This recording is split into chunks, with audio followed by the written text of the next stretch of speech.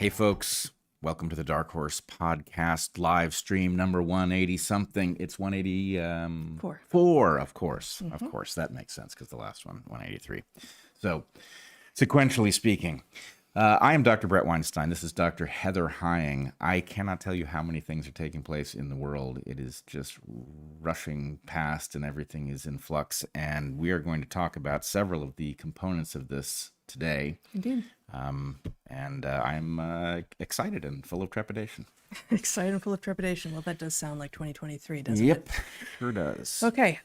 If you are watching on YouTube, consider coming over to Rumble. And once on Rumble, if you want, consider joining the Locals Watch Party, which is where what used to be called the chat on YouTube and Odyssey and Rumble, that is now taking place there. We got a moderator in-house at Locals, and I think it's going to be a good conversation there. I have a slogan for it. Go for it. Who will watch the watch party? Well, not me. No, we can't. I mean, Yeah. you were juggling a lot of stuff, and so we can't. But Our moderator will. Who will watch the watch party? Yeah. Our moderator. You didn't want an answer, but No, I was just. It was a wink at my libertarian friends. yes. Yes.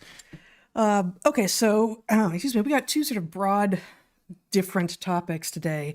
Neither of them explicitly scientific, but as always, everything that we talk about, all of our entire the world and the way that we interpret the world is informed with the evolutionary lens. That is true, and it is also true, as we say in our book, that all true narratives must reconcile. So these things are all part of one story, and we focus here and there, but yeah. Yes, we do. Okay, so join us after this live stream for a live Q&A, which will only be on Rumble, and you can ask questions at darkhorsesubmissions.com. We're moving the rest of the stuff to the end, although I'm going to be starting up the hour talking some about my piece published yesterday in Natural Selections. You go, girl. Yes. You go, girl. And what we will do today before we get right into that, though, is talk to you about our sponsors. We have three, as always, right at the top of the hour, and we are very choosy about who we agree to have sponsored the podcast. So you can be sure that if we are talking about them here, it's because we've actually vetted for and vouch these products and companies and institutions. So without further ado, our first sponsor this week is Paleo Valley. Paleo Valley makes a huge range of products. Everything we've tried from them has been terrific. Today, we're going to focus on their beef sticks. The beef in these delicious snacks comes from small American-owned farms that practice rotational grazing. Paleo Valley's beef sticks are 100% grass-fed and finished, entirely organic, and naturally fermented. 100% grass-fed beef is more nutritious than grain-fed beef in a lot of ways, including but not limited to that it contains more calcium, magnesium, potassium, zinc, phosphorus, beta-carotene, and iron, and it's also really delicious. If you're thinking that Paleo Valley's beef sticks are like Slim Jims, you're wrong. For one thing, unlike Slim Jims, Paleo Valley beef sticks contain no mechanically separated chicken parts. For another, Paleo Valley's beef sticks are actually good for you. Ingredients hiding in most beef sticks and jerky, but not in Paleo Valley's, include MSG. Hormones, hydrogenated oils, and brominated vegetable oil, which, if you're wondering what that is, it was first patented as a flame retardant, and now it's in much of your food. Not, however, if you buy Paleo Valley. Furthermore, unlike other meat snacks, Paleo Valley uses natural fermentation to preserve its beef sticks. This gives the beef sticks a long shelf life without the use of harmful acids and chemicals, and with the added benefit of contributing to a healthy gut. Paleo Valley beef sticks are also keto-friendly and make a great protein-rich snack to grab when you're on the go, like running out the door for a meeting or going on a bike ride. Paleo Valley doesn't cut corners. They source only the highest quality ingredients and are passionate not only about human health, but environmental restoration and animal welfare as well, and they're a family-owned company. Try Paleo Valley's beef sticks today, or anything that they've got. We've tried a lot of their products, and they're all great. You will be so glad that you did. Head over to paleovalley.com/darkhorse for 15% off your first order. I would just point out that there is a lost piece of history where Slim Jims and their hydrogenated vegetable oils, their brominated vegetable oils, which was first patented as a flame retardant, those Slim Jims were initially intended to be a beef cigarette, but it did not work because of the flame retardant, and only then were they repurposed as snacks. Yes, exactly. That was the problem. I think you should not. Yes. All right. That was silly. No, it's good. And Slim Jims won't stay lit. So head over to Paleo Valley for all of your beef stick needs. there it is. Our second sponsor this week is Mudwater, one of our favorites. That's MUDWTR. Mudwater makes a fantastic drink. It's spicy and delicious and chock full of adaptogenic mushrooms and Ayurvedic? I never know how to pronounce this word. Ayurvedic herbs? I would say Ayurvedic, but I might just You say all it know wrong. what I mean. Yeah. With 1/7 the caffeine as a cup of coffee, you get energy without the anxiety, jitters, or crash of coffee. If you like the routine of making and drinking a cup of warmth in the morning but don't drink coffee or are trying to cut down, try Mudwater. If you're looking for a different way to kick off your day with a delicious, warming, enhancing way that isn't just a caffeine rush, try Mudwater. Each ingredient was added with intention. It has cacao and chai for just a hint of caffeine, lion's mane mushrooms to support focus, cordyceps to help support physical performance, chaga and reishi to support your immune system, and cinnamon, which is a potent antioxidant. Mudwater also makes a non-dairy creamer out of coconut milk and MCT, and a sweetener out of coconut palm sugar and lucuma, the fruit of an Andean tree used by the Inca, to add if you prefer those options. Or you can mix and match. Add a bit of their coconut milk and MCT creamer with some honey from bees, or use Mudwater's lucuma and coconut palm sugar sweetener and skip the bees entirely. Mudwater is also 100% USDA organic, non-GMO, gluten-free, vegan, and kosher certified, which bees usually aren't, incidentally. Mudwater's... Are they? I'm imagining the rabbis chasing the bees around, trying to bless them and certify them, and it seems unlikely. It seems unlikely. So I'm going out on a limb there, but I think it's a safe one. It's a pretty thick limb. Yeah. Yeah. Mudwater's flavor is warm and spicy with a hint of chocolate plus masala chai, which includes ginger and cardamom, nutmeg and cloves. It's also delicious blended into a smoothie. Try it with banana and ice, milk or milk-like substance, mint and cacao nibs. I had one just this morning. So if it's hot where you are, and it probably is, consider adding Mudwater to your favorite smoothie. It's really delicious. To get 15% off, go to mudwater.com/darkhorsepod to support the show. That's MUDWTR.com. Use code darkhorsepod for 15% off. Yes, and I would point out that the lion's mane mushrooms are now an affordable ingredient because they're no longer harvested from the lion's mane, which was an expensive and dangerous process. Indeed. So, yes. All right. Fictional backstories of the products that you know and love. Our final sponsor this week is Hillsdale College. If you are a few years or decades out of school, thinking back and wondering what it is you learned, you are not alone. Maybe you wish you had taken more time to study topics that would be more meaningful to you, something lasting and profound. Join the club.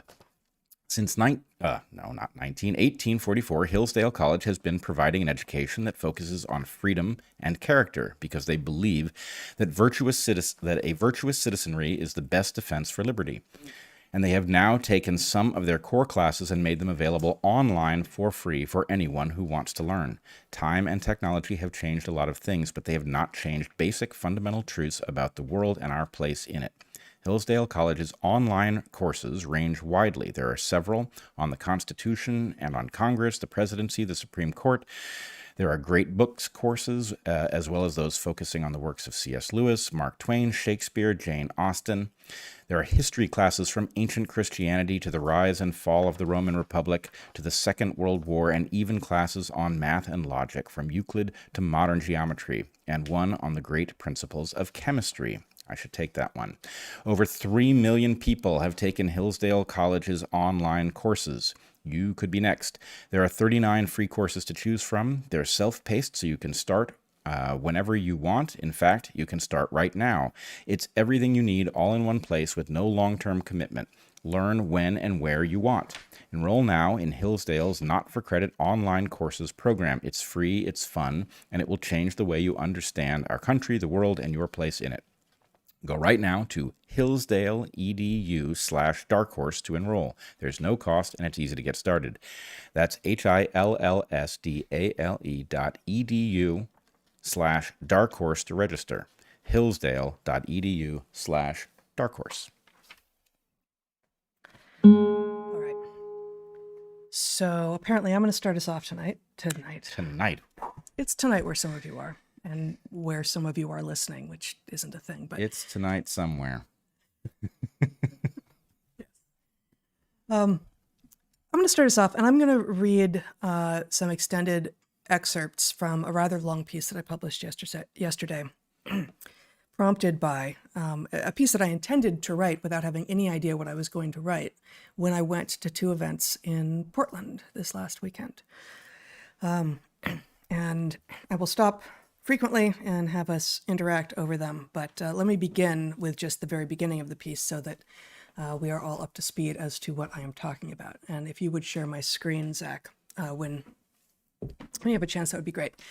So this piece is called You Go Girl, in drag and in pink. Outside on a hot summer night, people are milling, waiting for the show to begin.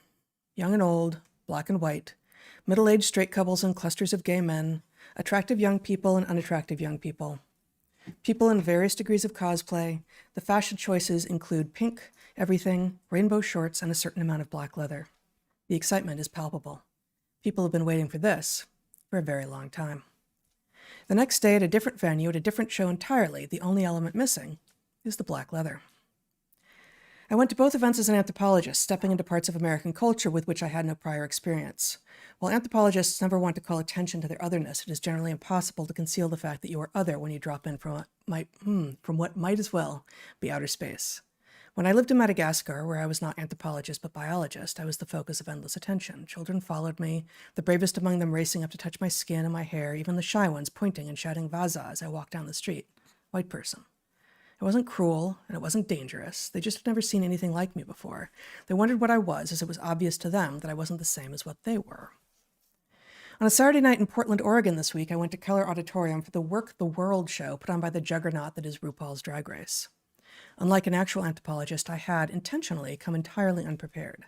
I have never seen an episode of RuPaul's Drag Race. I barely know what it is, don't really know the conceit, certainly don't know the players, and most definitely do not know the culture that is bubbled up around it. I wanted to see the show without having heard anything in advance about what other people thought, and to see it as a standalone event. The next day, I went to see Barbie, the movie. The similarities were striking. So let me just give a tiny bit of backstory here. That's a backstory explaining why I didn't know anything about really either of these universes before walking into them, but I do not know what's happening on the screen at the moment. I'm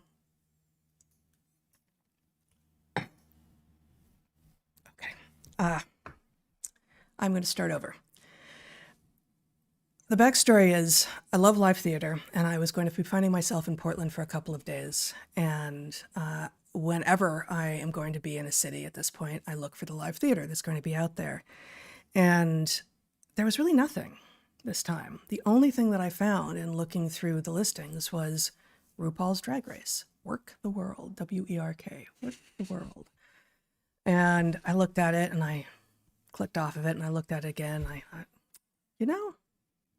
that actually sounds like that could be research. I have no idea actually what this is. And I do suspect that the juggernaut, as I call it in the piece, that is RuPaul's Drag Race, helped bring in some of what we are experiencing in the world right now, including, as I talk about later in the piece, what seems to be an ever graying boundary between drag and trans, which of course, when drag was out there in the 60s and the 70s, we were assured it was a totally different thing. So I bought the ticket, and it was with some apprehension that I forced myself to go. I bought the ticket, I was going to go, I went alone. And before I went, though, I thought, because I, like everyone else who is not under a cultural rock at the moment, has just been blasted with the Barbie media blitz, right? And I thought these two things might have a lot more in common than I know. So without looking into anything more than what you're just exposed to walking around in the world with regard to Barbie, I went to the two things. And what I write about here, of course, is the cultural anthropologists' sort of, participant observation, in this case, not really participant observation, but, observation of cultures not your own. But it also emerges from an ethos that we have talked about a lot, that we've written about, indeed, in a piece called Don't Look It Up. So many years ago, we went to a conference at Colorado College on field studies and gave a talk, and then wrote an article stemming from that talk about the virtues of ignorance, of naivete, and about the virtues, therefore, of field studies, especially field studies in places without a good cell connection or the internet, so that you can have questions bubble up. You can point out things like giant rocks in the middle of nowhere and say to students, where'd that come from? What's that about? What do you think? What's going on? And in the last 20 years, of course, it's become second nature for almost everyone to go like, let me look it up. Let me see. I'm sure that someone has already asked that question and we'll have an answer. But as we have written about, as I say, extensively and talked about, there is often a lot more learning to happen if you go in relatively naive and let the experience happen to you, let the questions happen to you without knowing much in advance. So that was sort of the background for why I chose to attend both of these things without knowing much. Can I add a little color there? Please. So this is a topic we've come at multiple different ways. Basically, at one level, reinventing the wheel has taken on a bad rap. Reinventing the wheel suggests that you've wasted your time. Right. Whereas in an educational context, the fact that something has already been settled by somebody actually provides an extra benefit. And in the case of our primary example in Don't Look It Up, we have a debate that raged in geology over much of the 20th century, starting in 1922, finally being completed in 1978, where a renegade geologist named J. Harlan Bret had argued that the mainstream understanding of the scablands of eastern Washington must be incorrect, that he could see things about the evidence that were simply inconsistent with the idea that this had been formed over extremely long periods of time by gradual erosion like the Grand Canyon. Now, the point is, you can show students the evidence that he saw without spending the many years he took to see it. And then you can lead them through the exercise of thinking about what it might mean. And then you can talk about what is now known. And the point is, for a student in a matter of hours to be able to make some of the progress that took decades to be made in the real world, and then not to have to say, well, we'll never know, or it'll take years before we're going to find out, and to say, well, actually, we can check your work right now, because since you didn't look it up, we now have your work and we can compare it to what geology did over many, many years. So it is. And now you know a lot more about how to think. Now you've experienced the process of working through evidence and going down paths that turned out not to be fruitful or not to be true, and maybe hopefully actually did indeed replicate some of the thinking that has happened in the past. You did, in fact, come close to reinventing, probably not the wheel because that was a big one, but reinventing some smaller things that have happened, and it begins to unravel. And this is explicitly about science, really, but it begins to unravel the lie that is textbooks, right? Yeah. Especially science textbooks, which present science as a unfailingly linear process, and the scientific process, which is a cycle, not a line. But even that suggests an order that always must happen. And we are emphatic that you absolutely must have a hypothesis before you take data, else the numbers that you have are not actually data because they haven't been generated as a test of anything. However, the scientific process in general, in which observation precedes hypothesis, precedes data collection, precedes analysis, precedes the dissemination of those results, precedes the generation of more hypotheses, repeat, has all sorts of branches off of it, and it rarely goes smoothly like that. Right? Not only is it nonlinear, but it puts the focus in the correct educational place. The idea that education is a place where you accumulate facts that you will go on to wield it was always pointless, but it's especially pointless in an era where we have access to the facts for free. You don't need somebody to show them to you. Yeah. They're now controversial. But anyway, the point is, you're not in college to write papers that will matter. The likelihood that you will is pretty low, right? What you are in college to do is to learn how to think, and learning how to think by traversing some route that people have traversed before you that took a very long time. It is an accelerant, right? You are learning the lessons that took them decades to learn in the course of hours. What more could you want? So reinventing the wheel is a special opportunity. It is. And I mean, I encourage, with regard to the cultural anthropology, I encourage everyone to do this. We have our friend Jordan Hall, actually, from before we were actively trying to, was adamant that you need to go into the media sources that you are certain are not, do not share your values, your beliefs, your preconceived ideas about what is happening in the world. You need to do that because that is the corrective to whatever the media that shares your bias will be giving you. Yeah, actually, Eric recommended this to me as a kid. In fact, I remember his examples precisely. I was a very nature-oriented kid, and he said, you need to spend a little time reading Field and Stream, right? You need to understand how this looks from a hunter's perspective. And, he was absolutely right. Yeah. You do find out that the folks you think you don't agree with are not the caricatures you've been told they are. Right. Yeah. Yeah, that's an interesting example. That's not nearly as far afield as the political examples that Jordan was giving us, but it's absolutely true that if you are interested in conserving nature, it's hard to find a more adamant and informed bunch than those who spend hours, days, weeks in nature with a fishing rod or a rifle in their hand. Yep. Who are feeding themselves and their families that way. Okay, I have not actually figured out which pieces to read and which to skip. So I'm gonna do this little piece here. So that's all sort of set up, and then mostly I'm gonna focus on the Barbie part of this. Can you answer a question for me first, though? I may not be the only person with it, or maybe I am. Yeah.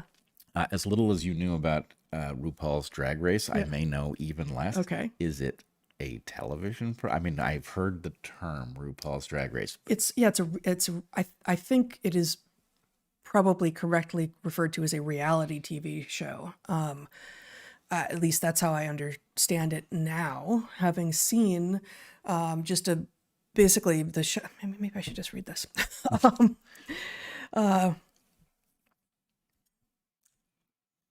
Everything has become a spectacle.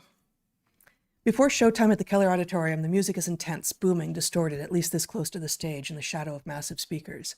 Beams of red light sweep over the crowd, and the giant screen has digital drag dystopia on endless repeat. Finally, the show starts, a short high-energy dance number with a dozen drag queens, people wearing personas that are known by a large fraction of the audience. So that's the thing. Like, it seemed like most of the audience knew all the drag queens who showed up. So they'd been on past seasons. I think there's like 14 or 15 seasons of RuPaul's Drag Race. So they've been on past seasons. They were favorites or not, I don't even know. But, people cheered when these people came out, when the drag queens came out. They were clearly known by the audience. These queens are famous, but they're famous in the way of all reality TV stars, famous for being famous and for some exaggerated aspects of their personalities. The show is primarily a series of dance numbers, most with a single central drag queen plus 6 accessory dancers, 2 women and 4 men. The accessory dancers are excellent at what they do and they work hard. Hopefully the gig pays well. Most modern dance doesn't, I think, involve quite so much twerking and writhing and grabbing of crotches. Whenever a new act comes on stage, the audience screams in ecstasy like so many teenage girls. Some of the drag queens have moves, to be sure. A few of them are beautiful, even at least from this distance. Asia, our host for the evening, is among them. But the audience screams especially hard for the obese drag queens. The obese drag queens have rolls of fat. And when they jiggle their fat suggestively, the audience roars its approval. When they grab their own crotches, they get more screams. When they make suggestive movements with their tongues, more screams, and one of them, improbably and impressively, does the splits, the response is nearly ear-shattering. Other than that one move, though, the obese drag queens demonstrate little in the way of skill. And yet they are adored. After intermission, 2 amateur drag queens are brought on stage from the audience. They are going to lip-sync for your life. It's a competition which the audience will judge. The first queen is polished and immaculately put together with tall black boots so elaborate that Asia comments on them approvingly. He's a tall, leggy Brazilian with long, perfectly straight blonde hair. He does this drag queen flip of the hair that I sort of think I associate with drag queens, even though I'm not sure I've ever seen a drag show. He's got perfectly straight, long blonde hair and lip syncs well to a song he didn't know was coming. He also knows how to move. The second amateur drag queen they pulled up on stage does not have the moves and mostly fails to lip sync at all while jiggling his bits. He is also obese. And what he has, in addition to his fat, is the presumption that people will love him. He is right. They do. The audience overwhelmingly gives him the win. Objectively, he wasn't nearly as good as the first guy, but that presumes that I understand what the game is. Clearly, I do not. The obese amateur drag queen does know the game, though, and plays it well. Or rather, he works it. He does it so well that I know his name, Charisma with a K, but do not know the name of the more skillful queen who lost. The game, I guess, is about being something so loud and so brash that others will fall all over themselves to demonstrate their adoration of you. Loudness and brashness and simply not being as you're expected to be is now sufficient to earn adulation, if you choose to claim that ground. It's a way of telling the system off without having to have any clarity about what the system is or why you're angry at it in the first place. Charisma with a K earns a solid "you go girl" vibe from the audience. "You go girl" would seem to be a statement of female empowerment.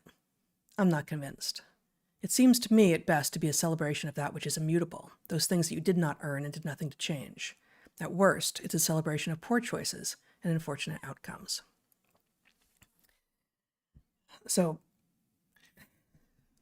I don't know how you're looking at me. It's a thoroughly disturbing picture that you paint. Mm-hmm. And especially, I mean, I know that this is the subject of your essay, but it is especially disturbing in light of the preposterous conversation, the sophistry surrounding transness, and even more so having this take place in Portland, where everyone, at least overtly, is so thoroughly believing of these incredible claims. So anyway, the newly elected governor of Portland, no, the newly elected governor of Oregon, Tina Kotek, I have seen, has just, I don't know if she has proposed or has managed to push through, I sincerely hope not, that children as young as 15 should be allowed to get trans-affirming health care without consent or knowledge of their parents. So Tina Kotek never would have been elected without Portland.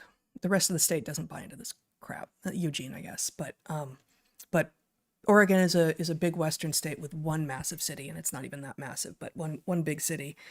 And the ethos, the statewide ethos is becoming the Portland ethos. And that fits very well with what seems to be happening in the audience at this Work the World show. A complete abandonment of reality, I guess. And the idea, and that wasn't the most surprising thing I saw. I'll get to that. But the idea that drag, which I've never liked the idea of, like never, that even though I love David Bowie, right? And I'm remembering the movie Victor Victoria, must be from the early 80s, with Julie Andrews playing a down on her luck act performer of some sort who I think the conceit of the film is she goes in drag to perform, but then then she furthermore puts on a female. She plays a man playing a woman, right? And it reveals this this onionness of human identity and personality, and what your eye thinks and what your brain thinks and what you can how to what degree does it matter, but there's never a confusion there, and Bowie was never confused right? In about fact, what the character actually is. These were conscious attempts to play on gender roles. Take that Right. term to be Right. prior to the current battle over them. These were conscious. Nobody was trying to fool anybody. And it's interesting. The mind is strange in this regard. So I don't know what percentage of straight men I speak for here. I'll speak for myself, but I would bet that this is largely resonant. A woman wearing a man's shirt can be very sexy.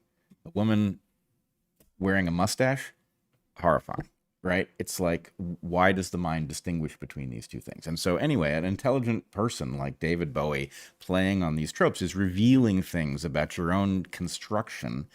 They're things worth knowing. He never thought he actually was Ziggy Stardust. Right. It was a character. Yeah, exactly. Yeah. So throughout history and prehistory, presumably, there will be intentional playing on tropes which is very different than attempts to mislead. And of course, all of cinema, all of fiction, Right. is in some sense people. You walk in there with a suspension of disbelief, and you accept that these characters are who they say they are. Yeah, and I guess in some ways, your suspension of disbelief requires, like, you can't be asked to continually suspend your disbelief over and over and over and over again on multiple different topics, right? A fictional world that you want to immerse yourself in, that the filmmaker or the writer is asking you to immerse yourself in, is welcoming you into, will only work if you suspend your disbelief sort of once. It could be at a global level. It couldn't be about everything, right? But once. Your brain can't continually be being called, repeatedly called to, like, wait, what was that? What's going on? What's going on? You can't be asked to increase the level of suspension repeatedly without breaking the illusion. And, I talk later in this film about later in this piece about a film from 1974, a surrealist film from Buñuel called The Phantom of Liberty, and maybe I'll end up reading this whole thing, but in which a lot of European New Wave cinema in the 60s, 70s was explicitly playing with social norms, and great, but I think many of the thinkers in that era, and of course this is the same era that we get a lot of the originators of actual postmodernism, made the mistake of imagining that if some social norms are both culturally created and past their sell-by date, then all social norms must be culturally created and past their sell-by date. And that's not true. That is a false conclusion, and it may be fundamental to the whole error of postmodernism. Like, you can be right. Like, you can be right about some of these critiques, that language can help create social norms, and that the panopticon that we're living in is not good for most of us, right? But that doesn't mean that your insight applies universally to everything that humans have ever done. And that's the world we're now living in. So obese drag queens that don't appear to have any skill by the, and I admit freely, like, I don't know what the game is. I don't know, what they think they are doing, but to have two amateur queens get up on stage and have one of them look to me like I remember drag queens looking, and he looks compelling, and to have the audience overwhelmingly through their votes with cheers at the end vote for the guy who couldn't even lip sync, and that was what the game was said it was to be about. What is it then? What is it that we are being asked to buy into? The whole thing, and again I say this later in the piece, the whole thing feels like a dare. Like, call me out on this. Call me out. And the fact is, most of us who aren't into this aren't looking at all. And then a lot of us who are looking at it are going like, wait, what did I miss? Like, no. You know what? Just like when I had students who didn't have much background in science, and I would insist that they were reading the primary literature, right? But I didn't give them textbooks. You're going to be reading the primary literature. Well, I can't assess that. You're going to learn how to. And they come to me and say, I don't understand it. And sometimes they didn't understand it because they didn't have the background. Very often they didn't understand it because it was written terribly and was written to confuse. Because a lot of the scientific literature, like a lot of the technical literature everywhere, is written by someone who has something to hide, doesn't really know what they're talking about, and doesn't really want to be called out on anything that is in what they are putting out there. And so just giving students appropriate, not inappropriate, but appropriate confidence to say, actually, this conclusion here does not follow from the evidence that you have laid out. And that's on you, not me. That's a you problem, not a me problem. This scientific paper is not good. Like, I feel like that's the framing with which we should all be looking at things like, why did the obese drag queen win? Now, the stakes seem like they're lower here, but maybe not, because I feel like everywhere we're going now in society, we're being told, oh, yeah, A looks to you like it's better than B in every regard, but B is winning. We're like, what? Why? So you've given me no evidence. I mean, I think you're calling attention to exactly the right question, and it doesn't really matter that this is low stakes. In fact, it could be zero stakes, because the real point is that it is diagnosing the audience. That's the really important thing, okay? Yeah. And what I wrote down here is the game more broadly than RuPaul's Drag Race is suspend your disbelief or else. That's what we are being told. But not just suspend your disbelief or else. Suspend your disbelief, and now another thing, and another thing, and another thing. It's like the progressive stack meets suspend your disbelief, and now it's now you got to be disabled or else we don't love you. Now you got to now you got to be obese or we don't love you. Now whatever it is. But right? I think this proves the point, because when you go to a movie, right, and when they say we are living in a magical realm and people cast spells and those spells have consequences for reasons we're not going to explain. That's the level at which you suspend your disbelief. And then they up the level of disbelief to something, they invent a character to explain some error that they've made earlier in the story, right? And the point is, well, now I have fallen out of the belief that I create the disbelief state, which I had suspended. Yes. And you've broken the illusion, you've broken character in the middle of the thing, and I'm no longer on board. So I don't know what it costs to go to a movie these days, but you've wasted my money. Yeah, $12-13. Suspend your disbelief or else is about something else. It's about safety, right? You're going to suspend your disbelief. This is a threat. The threat is, if you cannot suspend your disbelief about men turning into women, you're a problem, and you're going to end up on the wrong end of this mob, right? So how do you explain an audience? And it's a bunch of men and women face who are going to come at you. Right. So how do you explain a Portland audience signing up to go see this thing and then voting for a much less compelling version to win a competition that is ostensibly about being more compelling? What this is an opportunity to virtue signal. I'm better at suspending my disbelief than you are. And so the point is, it is the threat that they feel that is causing them to embrace the least compelling version to prove, even in that case, oh, that looks like a woman to me. But I mean, it's also true that, and I did not talk in this piece about what I saw in the audience. There's a lot that I saw and I thought, and that did not end up here. But as you might imagine, the crowd had some beautiful and compelling people in it, including, for instance, some guys who looked like they walked out of the Castro in the 1980s, like some just fabulous gay guys, really, really built, wearing like black leather, and like could have been the Village People, right? But it also had the 2010s, 2020s version of the woke brigade, the so-called queer community, if you will, which by and large, these people do not look healthy, right? It's, people are, very doughy, very pale, lots of artificial color on their skin and their hair and such, and some elaborate costuming, which, okay, but often not, just kind of dingy clothes and doughy, both affect and physique. And at some level, I think that people have become convinced that to aspire is somehow shaming those who haven't done better.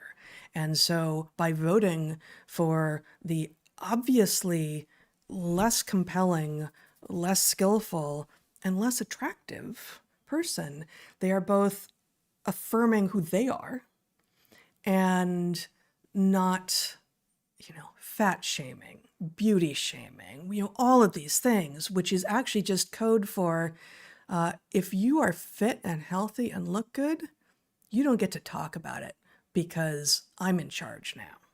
And I don't have health. I don't have beauty. I don't, apparently, often don't have much going on at all, but I've declared that I'm in charge, and somehow a lot of people are buying into it. Well, there's a generalized theme across multiple things that we have talked about in the last couple of years. You've got a population that is, by whatever mechanism, actually being sabotaged in its attempt to do what people used to do automatically. Try to look good, try to be strong, to have virtuous characteristics, to be capable, to achieve things in the marketplace. Now, you can make all kinds of critiques about that system and how well it works, how fair it actually is, what you do about the fact that people are often hobbled through no fault of their own. But when you have a large fraction of the population that is, let's say, obese because of factors that they've never been able to identify, impurities in their food, jobs that cause them to be sedentary, light regimes that cause them to misunderstand what part of the year they're in. Who knows what the factors that contribute to such a thing might be? But when you have people who know that there is no switch they can flip, there's nothing they can do, they are just simply in this state, then of course an attack on the idea of better and worse sounds appealing. Wouldn't it be great if I just didn't feel awful, right?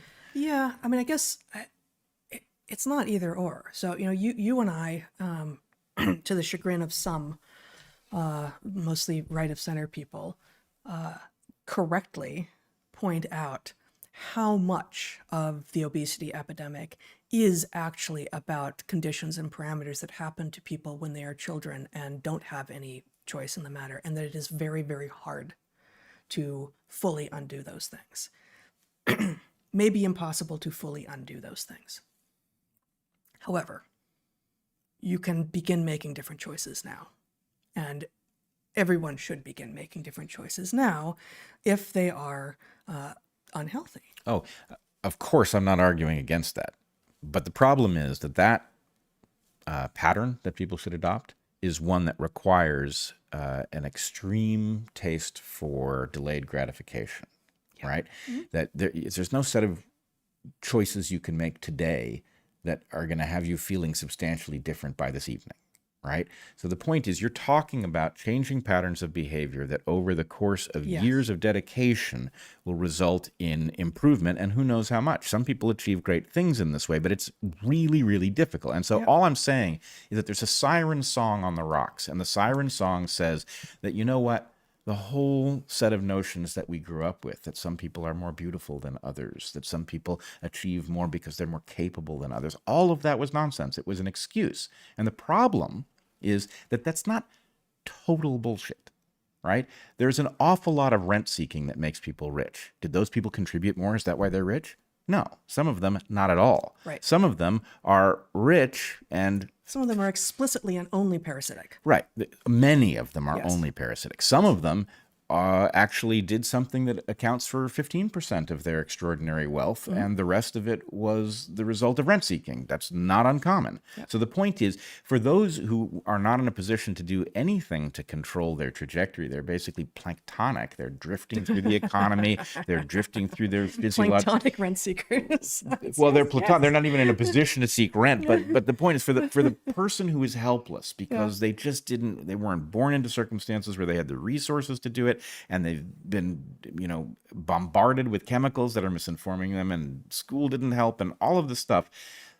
The idea that maybe it was all bullshit all along. There's an awful lot of bullshit. Maybe it's just all bullshit. Yeah. Right? That is very appealing. That actually fits. I don't think that fits with the next section, but that we're going to come back to that. Mm-hmm. Let me read the next section. Sure. You can show my screen here, and at the top is a picture of one of the drag queens who was at this show, Mistress Isabel Brooks. This was the crowd favorite. In Barbie Land 2, everything is spectacle. It's a movie so pink, it caused a global shortage of pink paint. As with Work the World, I am neither the intended audience nor familiar with the universe from which the confection emerges. Once, when I was little, a well-intentioned family member who was unaware that I had no interest in dolls gave me a Barbie as a birthday present. She had loved her Barbies and assumed that I would too. I put the box politely aside and never saw the thing again. That said, much of the movie is entertaining and fun. Not deep and not dark, but then it doesn't pretend to be either. Problem is, it sneaks in a whole lot of wrong, and people accepting wrong things because pop culture sold it to them with popcorn and a Coke is part of how we got to the very dark place we are in today. First, drag was sold to us as some sort of post-feminist fetish, and now, so is Barbie. Barbie the movie begins with a remake of the opening scene from Kubrick's 1968 masterpiece 2001: A Space Odyssey. Instead of a monolith paving the way for apes to become conscious space-traveling humans, we have Barbie as harbinger of a whole new world for girls. I thought that Barbie's impossible measurements and laughably absurd list of achievements were demeaning to women, not aspirational, but the beginning of this movie would have me believe that I've got it wrong. Apparently, Barbie is the feminist icon we've all been waiting for. Mid-film, the Kens take control of Barbie Land and convince most of the Barbies to do the Kens' bidding.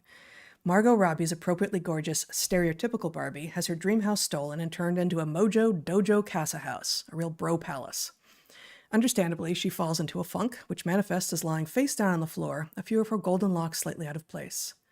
In answer to the question of why she is immune to the brainwashing that has turned the rest of the Barbies into Ken accessories, stereotypical Barbie moans, "Either you're brainwashed or you're weird and ugly. There is no in between." Fantastic. This does fit. This isn't exactly where you ended with what you were riffing on, but this does fit with the conclusion from many who have been betrayed, feel betrayed, and many of them have been betrayed by a world that did not offer up what it promised. They, and this again is a point that I have made many times before, they find binaries where there aren't any, and they reject the binaries, the few binaries that actually exist in the world, right? Like male and female is a binary, sorry, it's not going anywhere. But either you're brainwashed or you're weird and ugly. What a horrifying vision. And, this is stereotypical Barbie in a funk, and of course not looking weird or ugly at all. She's got a few locks out of place, right? So, there is a bit of a spoof here, but Weird Barbie, played by Kate McKinnon, responds to that with something like, "Oh, don't I know it?"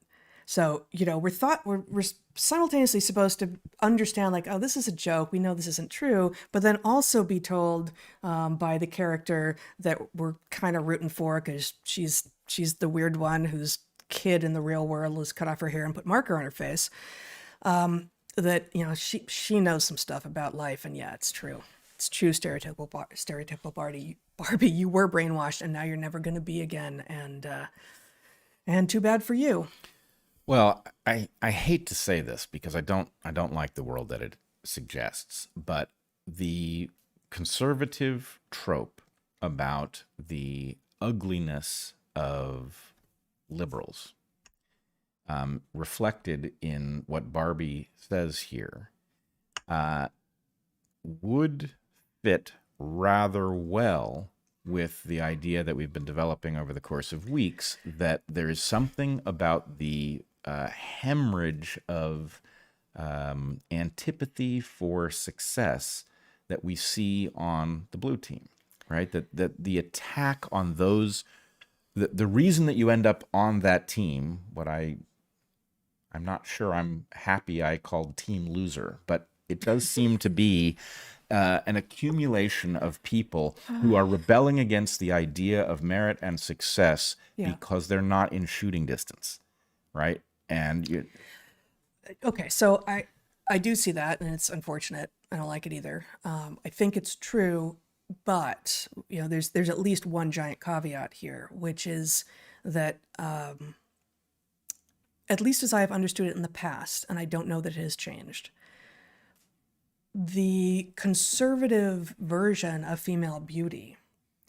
has been an artifact. It's been a fiction. It's been highly made up, highly dysfunctional. I mean, it's been a Barbie-like thing, right? Like the conservative talk show hosts and such look like they wouldn't begin to know what to do with a screwdriver if you hand it to them. Right. Yep. Like would have no idea. And, the heels, the nails, makeup doesn't inherently impair your ability to do anything. But, everything about it is, woman as accessory. And now, I think you're right. There's so much embrace of unhealthiness, of, fat is beautiful. All of these things are just being embraced by team loser, if you will. But there are plenty of beautiful women on the left who don't look like those conservative icons look because they we refuse mostly to put on heels and make our hands non-functional by having long nails and that fragile, incompetent, and from fragile you get to and probably incompetent, because how would you become competent if you were always dressed in a way that you couldn't possibly get anything done? So that's a giant caveat to a point that I think is basically true. Well, so I want to flesh out this picture a little bit. Yeah. One thing, I disagree with you slightly on makeup is not, doesn't get in the way of doing things for the following reason. Well, it doesn't in the way of heels or long nails. Right. It does not physically impede your ability to do things, but the time necessary to do makeup properly is hobbling. Sure, there's opportunity cost. Let's just say that, conspicuous consumption is what it is, that the meaning of long painted nails that are easily broken is absolutely transparent, right? The point is, my value does not come from working with my hands. Well, and makeup, like the color on the nails, reveals if you have made an error and gone and done anything. It's like, oh, my nail is chipped. I must have done something physical in the world. Right. So anyway, that is what it is. It comes from where it comes from, and it doesn't have to mean the same thing in modern times. But that is where it obviously began. Yeah. The funny thing, or the tragic thing here, is, as we've discussed, the West did really well, actually, freeing women to participate fully in the creative, dynamic parts of civilization. We succeeded in this really well, right? You find women are, I don't know what the exact percentages are, but they've reached parity and in some cases exceeded it in graduate school, in medical school, in law school. The point is, women have gained agency over how their time will be spent, and that is a major achievement in a short period of time. Just asterisk, note that your examples, and they aren't the only examples to be had, but your examples all involved school, and this, unfortunately, this is a downstream effect that presumably the dudes in charge around the turn of the last century, from the 1800s to the 1900s, never imagined when it was women being shunted into sort of school teacher roles. Like, well, now we have school that's really not particularly good for boys and men, and here we are. Well, look, I of course agree with all of that, but the basic point is, look, did we achieve perfection on the sex and gender front? No. But did we make shocking levels of gains in a shockingly short period of time? We absolutely did. And, many of the let's take Megyn Kelly for an example. Megyn Kelly is lovely. She's wonderful. She's wonderful. She is high achieving, incredibly intelligent. She does have that kind of, I don't know. No, she's wonderful. I'm not saying she's not wonderful. What I'm saying is that the picture you painted of, conservative anchor women, right? All I'm saying is beauty standards over in that quadrant are simultaneously accurate in some sense with respect to human perceptions. Of course, some of that is downstream of culture that sets those standards, but objectively beautiful people. But, Megyn Kelly is not asking to go back to the kitchen. She is a high-achieving career woman and fighting fiercely on a stage that used to only include men. I think the example of using anchors, which I raised first, is the wrong one, because anyone making a living in front of a camera is going to be made up, and you can't see the heels, but you can kind of infer them. Yep. Walking around the world, what is more often true of conservative young women versus liberal young women 20 years ago, 30 years ago, was that the conservative young women were more likely to be made up to look like dolls. Right. Right. And even then, now it's unfortunately increasingly true. But even then, the conservatives were saying, liberals are ugly. It's like, no, we don't have makeup on. What you're seeing is a farce. What you're seeing is a mask. Do you want a mask or do you want a person? Right. But the question then, with respect to the two events that you attended, I think I don't want to paint it too cleanly because it's obviously really broken in one way. But I see two failure modes, right? One of these is the blue team failure mode, in which, sex and gender are the invention of something oppressive, and we're going to play with every trope. And what's more, an ugly person is beautiful if we say so, and we'll all cheer to prove that we accept this, all of that. The other is some, Barbie is not, an ivory girl. She's not girl next door, right? This is, in some ways, a conservative view of what feminine beauty is supposed to be. And in its own way, deeply troubling for that reason, because it does not include the achievements that women have made in participating in... But that's not true. Right. So, Mattel has been rebranding Barbie since the beginning. So, I understand that. The achievements are part of the Barbie juggernaut now. Right. Of course they are. Of course they are. But it's part of what makes the whole thing so demeaning, right? It's like, you spent an hour this morning looking like that and you're a Nobel Prize winner? That's not a thing. And you're how old and you're the president? It's just incoherent. And it's kind of like, remember that doll, math is hard. Was that a Barbie? I don't even remember if that was a Barbie, but there was some kerfuffle, legitimate kerfuffle, where some doll company put out a doll that you could pull a string on her back, and the girl doll said, "Math is hard."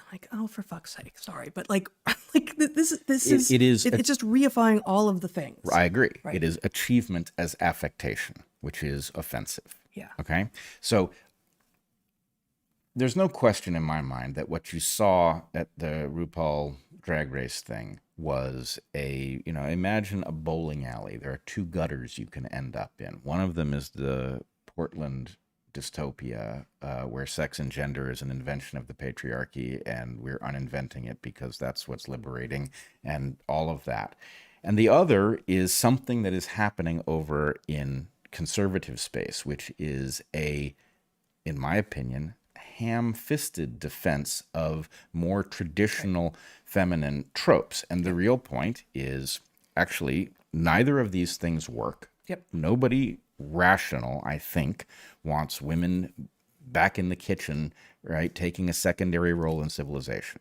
The gains we have made are not only really important from the point of view of women, but they've just been important to planet Earth.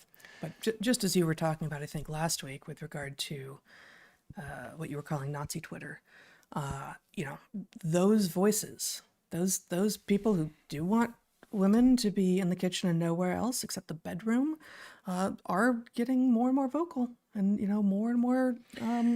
Well, that's the thing. Now. In the absence of a coherent, forward-looking program in which we acknowledge, hey, liberals were right about some stuff. You know what they were right about? That it was a really good idea for women to be liberated to do what women want to do. On the other hand, there were aspects of this that didn't work, right? The sexual revolution had massive unintended consequences that we are now suffering from.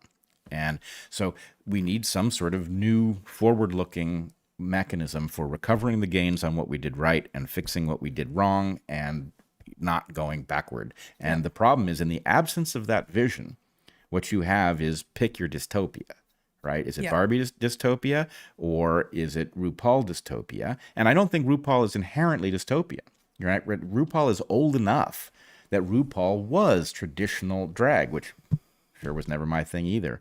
But the point is there any harm really in guys dressing up as women and, parading themselves in front of an audience? I don't know, but I think the harm was... Well, I guess increasingly, I do wonder how it is that we have arrived at a moment, a cultural moment, where it is universally understood that blackface is wrong. Right. And it is almost widely pushed that woman face is not just fine, but honorable. Yep. I increasingly do not see the difference. Well, the problem here is that we have screwed up the blackface problem, right? Because it is such a flashpoint. The point is, a prohibition against all blackface is almost sensible. Now it becomes not sensible when we talk about the character Roger in Mad Men, who has to put on blackface to portray a prior world in which blackface was a thing. Right. But the problem is, minstrel show is inherently mocking of black people. Right? That's the reason that blackface has the connotation that it does. Having just been in a drag show, Bret, Yep. I would say that drag show is inherently mocking of women. That's the position I'm arriving at. So this I agree, but the point is, even buried within the question of drag versus trans, the problem is we know trans people who adopt the demeanor of the other sex, and they do not do so disrespectfully. And then we know others who do so disrespectfully. And that, I guess my point is, you can't make a rule based on whether or not somebody is respectful or not, because how would you be able to establish it one way or the other, which is why we get into these false binaries. But there are at least two motivations there. Let me read. I'm not going to end up reading the whole thing, but I've got two more sections. Sure. Let me read the first of the two sections. While feminism is getting a facelift over in Barbie land, RuPaul's Drag Race is playing at the boundary between drag and trans. These are men dressing as women, not men who think they are women, right? Right? Sometimes it's not particularly clear. Some of the RuPaul drag queens, my scant post-event Googling revealed, have indeed come out as trans. The distinction is whether the caricature of womanhood that they are creating and displaying is one that they feel like taking off at the end of the day. Drag didn't used to be confused about this. But Barbie the movie seems perfectly happy to add to the confusion. In Barbie land, woman is a costume to begin with. Upon arriving at a meeting of Mattel executives, stereotypical Barbie despairs at the lack of women in the C-suite. I'm a man with no power, offers the intern in attendance. Does that make me a woman? Well, no, Aaron, it does not. In both the drag and Barbie confections, the focus is on surface appearances and illusions, the clothes, the makeup, the hair. In Barbie land, many other things become fashion accessory as well, the house, the job, the man. And in both, womanhood itself is a costume, something to be taken on and off at will. One of the Barbies in the film is played by a trans woman, and so the farce is complete. I got the role because I fit the role, explains Hari Neff. To be honest, I don't look much different in the movie than the Barbies that I had when I was a kid. Barbie is an impossible fantasy. Her phenotype obtainable only through a combination of obsessive focus on how you look and plastic surgery. At least with drag, you don't need the surgery. Yeah, I'm reminded, I mean, the whole world is so polluted by advertising, but I'm reminded of a Dove campaign from years ago in which they actually showed what it took to take a model and turn her into the thing that one sees in an advertisement. And the answer was, it actually is physically beyond the capacity of an Earth woman to be what is often presented in advertising, and it requires Photoshop and the stretching of necks and the reproportioning of things to take even an attractive woman, and an arms race has unfolded. Yep. And the problem, somewhere. So next up, anime. Right. Mm-hmm. Somewhere as soon lost. As you can stretch bits, and I mean. Right. As soon as it's an avatar, and the point is, well, what are you really into? It doesn't have to be connected to reality. Right. Right. So. You like that? You want more of that? We can give you more of that. Now, again, the connection to market forces is very troubling to me. Mm-hmm. But the idea that Ivory Girl was a trope that was resonant enough that anybody our age knows what that means, right? The girl next door, that these were things that were understood not to be in conflict with beauty, right? This was a reduction in dedication to artificial beauty, yes, and an emphasis on natural beauty. Mm-hmm. And unfortunately, in the world trapped between the two gutters of RuPaul's Drag Race and Barbie Land, what's lost is a future in which women are not hobbled for hours a day making sure they looked just so, but they can in fact be human and do what humans do and it not be thought ugly. Yep. Okay, one more section, but before we go there, I will say that I'm not reading a lot of this, including my analysis of the really unfortunate depiction of the relationships between the sexes in Barbie Land. The stuff between the Barbies and the Kens is kind of diabolical, actually. So please go and read that here. But I feel like we've diabolical, and it is the thing that I believe is most inconsistent with the idea that Barbie Land is in some sense the conservative gutter, right? The depiction of the relation between the sexes, as I understand it from you, I haven't seen the film, but is much more of the postmodern anything goes left than... No, not at all. It's either men rule or women rule, and you can keep having men and women fight over who it's going to be. You go Barbie Land, Kendom, Barbie Land, but what you absolutely cannot have is both sexes actually having power at the same time. But isn't it anti-monogamy? Doesn't it? Yes, but that is not what you were just talking about. No, it is. I mean, anyway, there's. I don't think you quite have it right, because I think that it feels very much like a unfortunate. It's the stupid left response to the stupid right, where the stupid right is like, men just need to be in charge 100% of the time, all the time. You see what happens when you let women start to get in charge.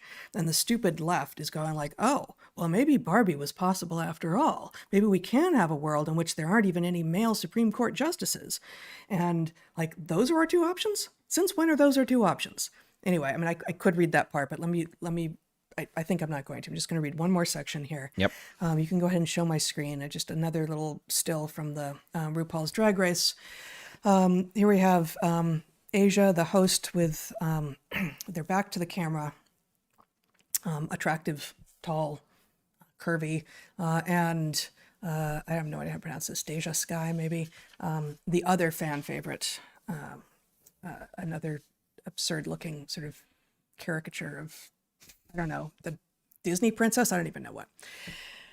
Costume changes are a large part of both shows, of course, not just between acts, but during acts. It's magic meets fashion. Trusting your eyes and watching them fail you as again and again something new shows up underneath what you thought was the base layer. Humans as onions, the metaphor revealed through fashion. In Work the World, occasional big black conical breastplates are reminiscent of 1980s Madonna. The bouncing rolls of fat most definitely are not. Everything is sexual. Some of the sex is violent. The misogyny is sometimes stark. The word cunt, always spelled out rather than said as a word, is spat out several times. Why? Why does one drag queen ask another to look at your C-U-N-T? Is it disturbing just for the sake of being disturbing? Is this a dare? When not telling someone else to look at the genitalia they patently do not have, the drag queens are all about bringing the attention back to themselves. Look at me while I do nothing of note. Look at me while I work it. Look at me, look at me, look at me. There are fantasy and Hollywood and Disney references throughout both of these concoctions. Oddly, the Matrix is invoked in both. On offer, red pill to wake up and have a challenging if difficult life, or blue pill to retain comfort and cluelessness. Barbie, as we would expect, wants the blue pill. She wants her high-heeled feet back after they've gone flat on her and for everything to go back to normal. But she doesn't get what she wants, and she's better for it. Red pill for the win. Work the World is constructed to reveal the hive mind of the audience, and time and again, the audience says it wants the red pill. They are certain that they would choose to wake up to reality, as ugly and uncomfortable as that might be. This may be the most surprising part of the night for me. Here is an audience so enmeshed in a fantasyscape that they are convinced not only that they are interested in being awake and in choosing reality over short-term pleasures, but that they have already awoken to reality. This feels like it may be a critical key and the most important thing here that, I was surprised. I mean, there's a lot of cultural references, presumably that I didn't get in RuPaul's Drag Race, but many that I did, and many in Barbie from Hollywood history, from film history, many of which I think I did get. And that's fun, that's good. But the fact that the Matrix shows up in both places is fascinating.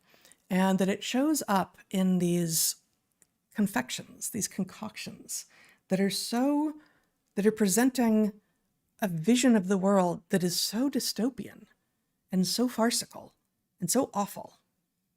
And that in one of the cases, the audience has an ability to reveal what it is that they would choose if offered the choice on the matrix of the red pill versus the blue pill, and the audience makes it clear that they think they've been red pilled. And I don't like, it's amazing. Well, I mean, this is going to link us into the next and that's the part of phase of this discussion. Yeah. But I'm in a losing battle for a very long period of time over the resurrection of the idea of red pill. It is such an important idea that the fact that we are losing it to Andrew Tate and RuPaul and whoever else, Barbie, is it's a huge loss because, and you know, as we've talked about previously, the Matrix is effectively Plato's Cave, right? Remade in a modern form. And Plato's Cave is a story that has to be represented regularly in order for people to understand the possibility of being beguiled by a fiction. And there is a reality to be understood. I mean, Plato's Cave, the essential feature of it is that the person who has seen the outside world is not welcomed by his compatriots in the cave he has killed, right? The idea of an outside world that is actually real is so troubling that he is ended. And we need this concept of red pill, and it does not belong to conservatives. It does not belong to any of the constituencies that would adopt it. It is not theirs. It is our common property. Yeah. And I will say that the fact of the Wachowski brothers, now sisters, having produced The Matrix, having given us the red pill, and now having confused the matter is, it's like a knife to the heart, right? Yeah. And I don't know what we do about it. I guess both of them transitioned. Yeah. I mean, I don't know. So blood is more confused than water. I'd forgotten that. So maybe that it partially explains why it ends up at RuPaul's Drag Race. It may be why it ends up there. And then the Andrew Tate version of this is so troubling also, because Andrew Tate is also not incorrect about a lot of what he observes about the world, but he is apparently, based on a tremendous amount of video that I've now seen of him saying in his own words, instructing men how to view women. And it is this parasitic view of women, that they must be dominated, they must be abused, that this is the natural order of things. And it's a horrifying way of looking at it. So to have him using red pill as his central metaphor is just very, very destructive. So look, we are living in something shockingly Matrix-like, and we do need people red pilled. And there's a lot of nuance that isn't in there. I find myself talking to other people who see the world as we do and saying, don't forget, the most any of us is half awake. Right? It's not that we've been red-pilled and we see the world. We don't yet know what we don't yet know. Mm-hmm. And you and I keep discovering this. As much as we are aware of all sorts of malfeasance and skullduggery, we keep discovering stuff that we didn't miss because that we didn't see because you can't pay attention to it all at the same time. Right. So anyway, it's the red pill moment. And of course, if it's the red pill moment and you are an entity that is protected by the blue pill, then trivializing the red pill by putting it in Barbie's mouth or RuPaul's and everybody embracing it because they're the cognizant will turn it into nothing. It makes the metaphor useless, and it means that we now are again grasping for some way to convey to people that you haven't seen it yet because you're still inside the cave looking at the shadows on the wall. The scene in Barbie where stereotypical Barbie is morose and doesn't know how to get her world back, and her feet have literally fallen. So instead of walking around like this, she's got flat feet for the first time. Barbie dolls actually have the high heel feet. This. So I guess they would have to, but right. So there's a suspension of disbelief that you can do to watch a good part of this movie and just be entertained, Yep. right?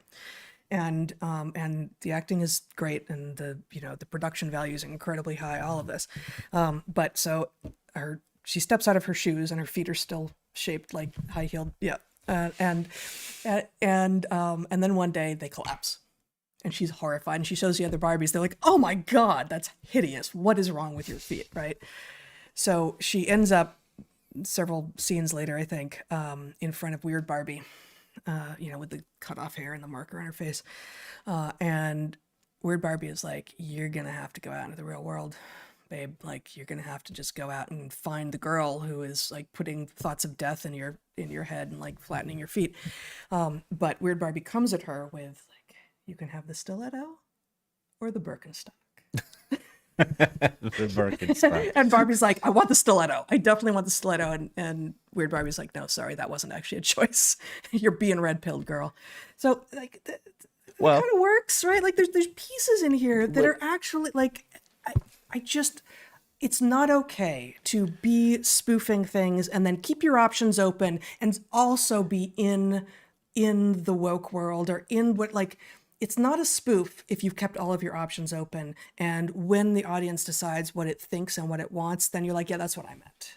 Right. Like, as the filmmaker, as the actors and actresses, as the people who put this together, you have to actually have a position that you stand by. Because the fact that I can see some goodness here, I don't want to trust that, because the filmmakers haven't earned my trust sufficiently to be sure that scene right there is actually more evocative of what they were trying to do than the bit where the Kens are mocked for actually caring about the Barbies. So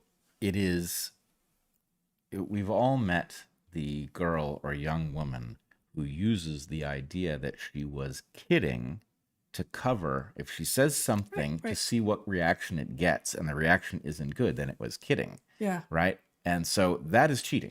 That is cheating. It's absolutely cheating. You don't get to keep all of your options open. Right. You don't get to be like, "I'm going to do this, I'm going to do this, I'm going to try out this. Oh, you like that? Yeah, I'm going to bury that shit." Right. And just keep pushing forward with the thing. Like, I was just doing trial balloons. Like, yeah, but at the time you came across as if you had a position, and it turns out you didn't.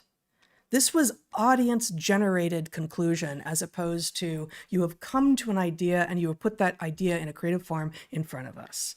So it strikes me that the missing thing in the dichotomy between the stiletto and the Birkenstock is the sensible shoes, of course. Right. And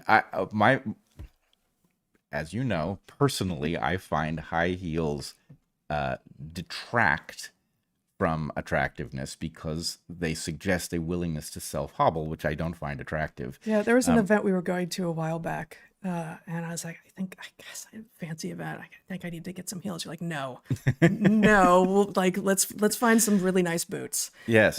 Yeah. Right. Yeah. Exactly. Yeah. I'm not against something sexy, but yeah, and lest anyone get some stupid idea about what that was, I was like, oh, thank God. Okay, I don't have to wear heels. Good. Let's go. Right. But if the sensible shoe fits, wear it. Right. And that's the missing thing. Yep. The ivory girl next door, sensible shoes. The point is, why? And, frankly, let's just go there. All right. Where are we going? Same issue with huge boobs. They're hobbling. And it's one thing. Well, in some cases, that's a choice. But generally, it wasn't until recently. Huge boobs is in general a choice. Some women have huge boobs. Yep. Okay. That is true. But I guess my point is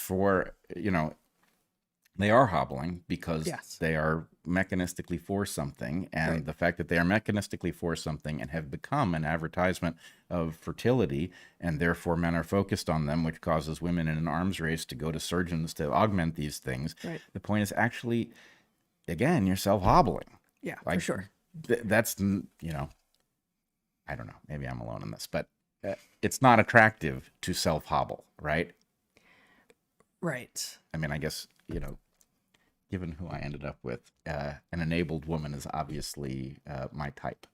But a self-hobbling woman, maybe you have to for your role in the world, but if you don't, it just seems like an advertisement that you're not interested in accomplishing things, at least in certain realms. Right. No, I mean it's and this does play into the generally conservative, trad tropes of these are your years, honey.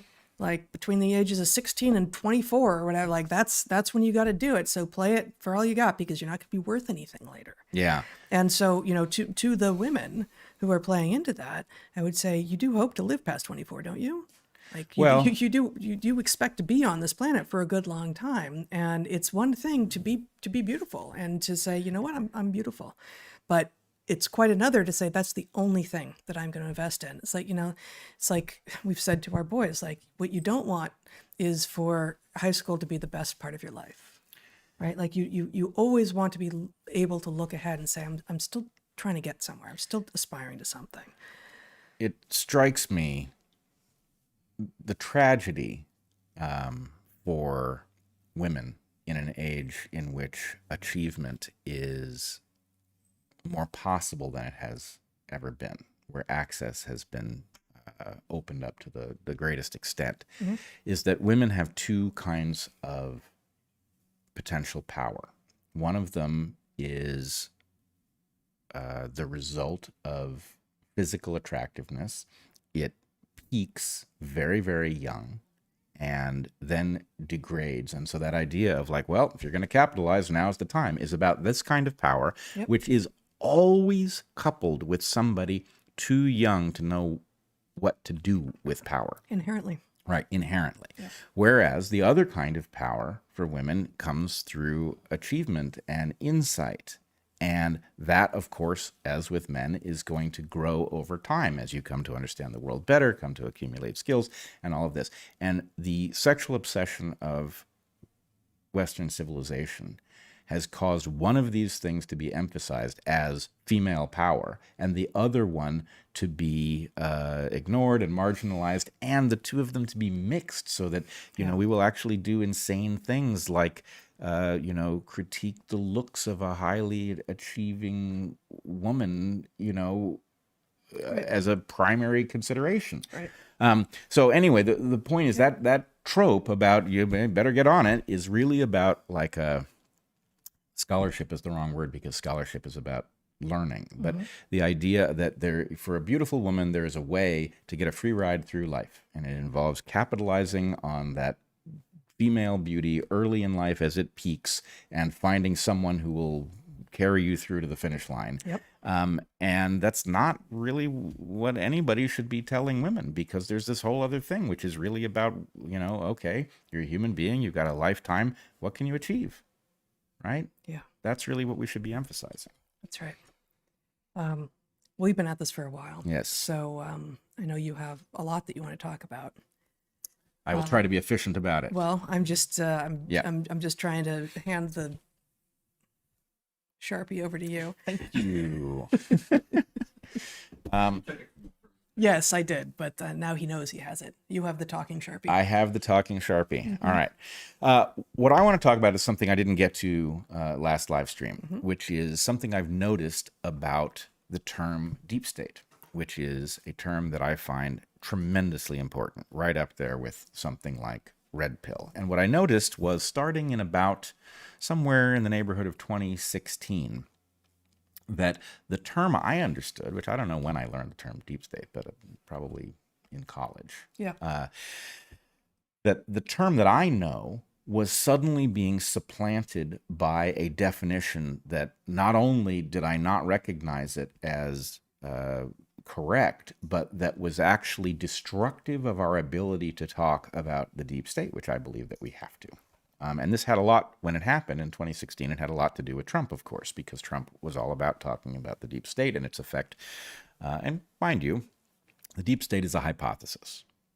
I think it's a very strong hypothesis, but it is a hypothesis. By its very nature, it is not something that we can investigate and establish its existence. We have to infer its existence from the way history proceeds. And one of the features of the deep state is that it obscures itself. So it's a troubling problem. But as soon as Trump started. So you're going to tell us what the hypothesis is? Well, I'm going to tell you what the two styles Are of they definition. both hypotheses?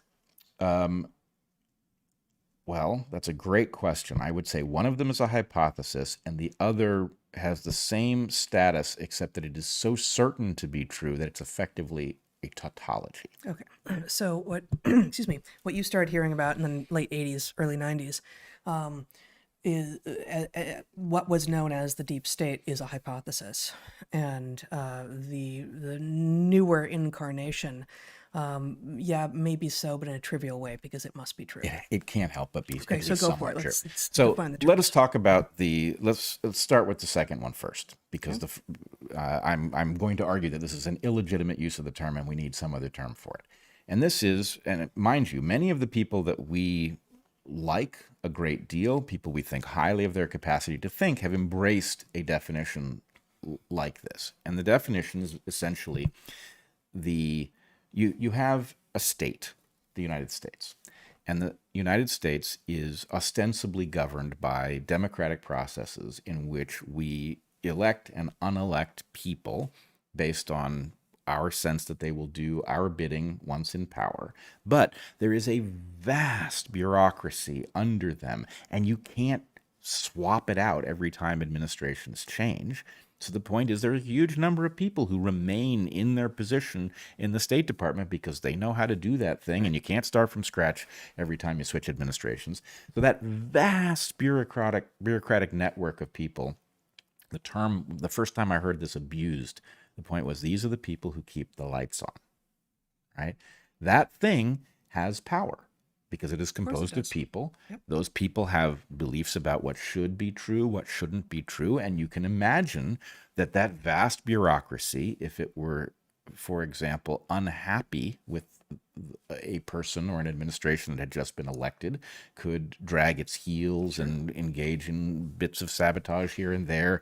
And that the amount of power in that vast bureaucratic network that cannot be replaced is considerable, and is a force of history that we cannot speak to directly because it's an emergent property.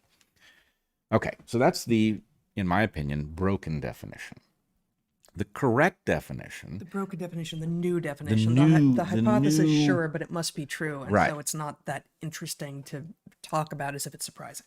Right. It has to be true. Why and do you call that a theory? Why don't you fit your mouth theory? I'm not sure I understand the question. Then I won't. So anyway, I say it's a tautology because although we can't calibrate how big a force of history it could be a huge force of history, this bureaucratic inertia, or it could be a minor force of history. It could be anywhere in between.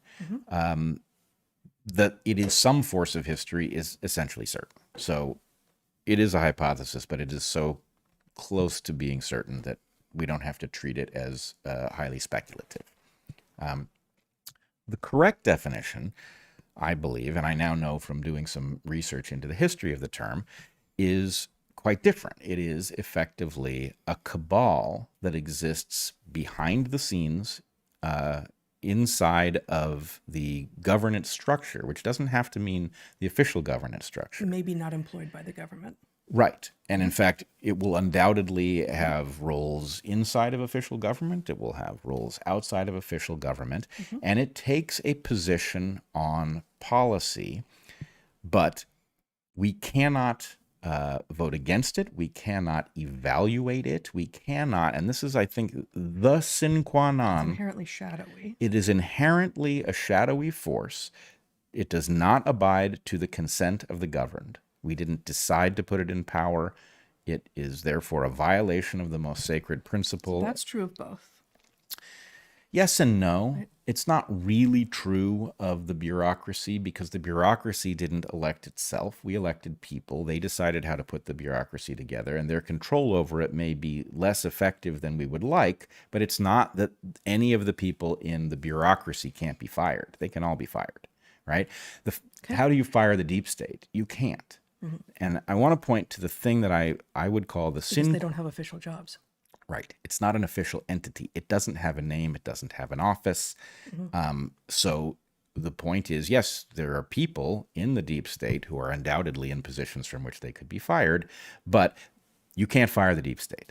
Why can't you fire the deep state? Here's the sine qua non, the central element. Okay. The thing that makes it the deep state is a black budget. What does that mean? A black budget is a budget that is acquired through extra legal, extra constitutional means. So let's just say the CIA has a budget. That budget comes through the Congress. The Congress has the power of the purse, and the Congress could, in theory, decide to cut off the CIA. However, we do know that, for example, the once upon a time outlandish conspiracy theory that the CIA was trafficking drugs into the United States turns out to be well supported by evidence. What did they do with those drugs? Well, here's the thing. If you are an entity that has powers to cross borders to engage in crime, frankly, in order to do your job, right? You can't, so the CIA has vast powers to act outside of the law. Ostensibly, it is supposed to be acting outside of the United States, but nonetheless, it has great powers that have been granted to it by the state. And if it uses those powers to generate funds that are not on the books, then the point is nobody can take those funds away. Mm-hmm. And so... Nor do they need to be explained. Right. Neither can they disappear until they're spent, but nor do they need to be spent on anything that has gone through any sort of process and vetting. Right. So what I want to lay out is a model why the deep state seems to have come into existence and what it might mean that it seems to exist. Again, it's a hypothesis, but it's one that I believe is well supported by evidence. Did you run into, when does the term emerge? Do you know? The term you were emerges. Hearing it in the late 80s first. I was hearing it in the late 80s. And then in doing some research, I discovered some things I did not know about the history of the term. There are insects on your paper. There are insects on my paper. Oh. There's now no insect. insect. Nothing to do with the deep state. Yeah. All right. So the source here is a site called ThoughtCo, which I did not know. Show this? Yeah, you want to show it? And then ThoughtCo is hit and miss. It's not. It's hit and miss. It's bad. not perfect, but I think people can check whether or not they've done their homework properly. But I think what I'm going to read is, I mean, if they didn't make it up entirely, which they won't have, it's a good first pass.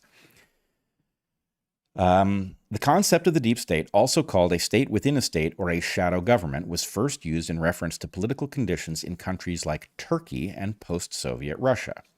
During the 50s, an influential anti-democratic coalition within the Turkish political system called the Derin Devlet, literally the deep state, allegedly dedicated itself to ousting communists from the Turkish Republic founded by Mustafa Ataturk after World War I. Made up of elements within the Turkish military, security, judiciary branches, the Derin Devlet worked to turn the Turkish people against its enemies, that is, the enemies of the deep state, by staging false flag attacks and planned riots. Ultimately, the Derin Devlet was blamed for the deaths of thousands of people. So, wow, that origin... So that's long after Ataturk, but in Ataturk's Turkey. Yeah. So, the deep state, if that is indeed the origin of the term, matches what I'm calling the well-supported by evidence hypothesis of a cabal that seeks to wield power in spite of not having been elected, and not the vast bureaucracy that keeps the lights on, but probably also has a political perspective that in some way affects the way governance occurs. Right. Okay. How does such a thing happen? Well, first, I want to, I don't like doing this, but I think it needs to be done. I want to point out that there are processes which, to an honest broker inside of the intelligence community, inside of the establishment in many places, are absolutely frightening, right? Processes like democracy, right? Democracy, I mean, the founders of the U.S. were terrified by the ability of the mob to do rash things, and They worried about this in creating a democratic republic. They worried about the tyranny of the majority in particular. So democracy is understood to be a dangerous phenomenon because you can't predict what it's going to do. And so you can certainly imagine that somebody, even somebody who ostensibly was public-minded, who was interested in protecting the citizenry, might rightly fear that the people could go nuts and do some bad stuff. And so democracy is a kind of a scary principle to establish, because what will you do if it doesn't go well? Likewise, science, right? Scientists are annoying people. They can come up with stuff you So don't. is everyone. Yeah, but I mean, from the point of view of folks who are just trying to get stuff done, the idea that science can decide that, you know, what you've been doing in the world is actually dangerous to the public, right? What do you do if you create an industry and, you know, it's all going swimmingly, and then suddenly somebody pipes up and says, hey, by the way, that process that you're engaged in is causing all of these harms, right? That's a frightening risk to take. Journalists, oh my God, you think scientists are annoying. These people are incredible. They just don't stop. They're always digging into stuff. They're always looking for dirt on people. And lo and behold, you can find that whatever you did to make your business happen is suddenly on the front page of the New York Times, right? So that's a scary process. Regulators, right? Regulators could take some, you know, $100 million research project of yours that was targeted on finding some beautiful drug that was going to cure some disease, and they could decide that, you know, it's not safe to give to enough people to make it profitable. That's going to be downstream of the science, hopefully. One would hope, right? So anyway, my point is there are lots of frightening processes out there that people who are interested in doing whatever it is that they are targeted on could understandably fear, right? Yes. Democracy, journalism, science, regulators. They could fear being taxed into oblivion. They could now, in the modern era, they could fear social media influencers, right? Yes. I mean, what happens if somebody starts broadcasting inconvenient truths from their man cave about your safe and effective vaccines, for example, right? That could be a problem. Not a man cave. I wasn't talking about us. I was talking about someone else's man cave. But anyway, point is, look, you can imagine that people who are trying to do stuff in the market might have understandable fears about what process could come out of nowhere and upend whatever it is they've invested in. And they might think, what can we do to hedge out that risk, right? Yep. So that, I believe, is going to be the origin of this deep state impulse, which is not fundamentally American. We see it in the context of, you know, Turkey and post-Soviet Russia. Given what you just said, it's probably the time to mention that Rumble has collapsed. So we're still on YouTube and you should keep going. But Apparently in fact, Rumble... the whole site, actually, it was just us for a little bit and now it collapsed. Huh. All right. Well, Rumble has apparently collapsed. That is interesting. Seriously? I wasn't gonna, given what you were talking about, I figured it was worth mentioning. Late breaking is Locals news. still working? The chat's still up on Locals, but people have to watch on YouTube right now. Wow. Well, But we're recording it all. All It'll of you go who up. are listening, and more people do listen afterwards than watch. This should concern you not at all, but that's rather remarkable. I've never seen Rumble. Rumble has large is rather streams and it remarkable. doesn't tend to collapse. Yeah. Well, in any case, I Regardless. mean, what else is there to do but see the strangest things can leap up and get in the road of what you're trying to accomplish. They don't seem that strange anymore. Yeah, they don't seem that strange anymore. Yeah. Now, let's talk about what it means if we dichotomize the concept of deep state. And mind you, I have a lexicographical rule. Is that a word? I don't know. I don't lexicograph. Yeah. I have a word about lexicon. Okay. It's just a part of the Lexicological? lexicological I don't think that's a word either. principle. Well, What's that? lexicographical. All right. That was your mother-in-law. That was a team effort. Yeah. Okay. The rule is this. First of all, the reason for the rule is the following thing. When you do independent work, when you think independently about some realm, you end up having to redefine terms. It is required because if we use the definitions of terms that are generally available, they all have become blunt because people use them in many different ways. And so every term is a blunt instrument. And in order to do logical work properly, you have to sharpen the terms so that they mean something very precise. And most people who do this forget that they've redefined them. And then when they talk to each other, they sound like idiots. They are unable to converse. So my rule on interacting with people who have likely redefined terms for their own purposes is, look, I don't care if we use my definition or your definition, but I care that every single term we need is precisely defined and that there is a term for every single thing we need to talk about. You start by trying to establish a dictionary. Right. And it takes weeks often to learn to understand what somebody means by the words that they're using. So, Or just, I guess, I haven't seen you try to establish a dictionary so much as be insistent on stopping whenever a word is used that might have any complexity to it at all and being like, okay, you use that word. And rather than sort of Princess Bride style, like, I don't think you know what that word means. Like, how are you using that? What do you think it means? What are you? And so in this case, I'm going to say that the evidence that the term deep state actually comes from Turkey and that it means something close to what I think the deep state means is a case in which that definition should prevail, and the vast bureaucratic inertia that prevents things from changing as fast as the ballot box would have it change.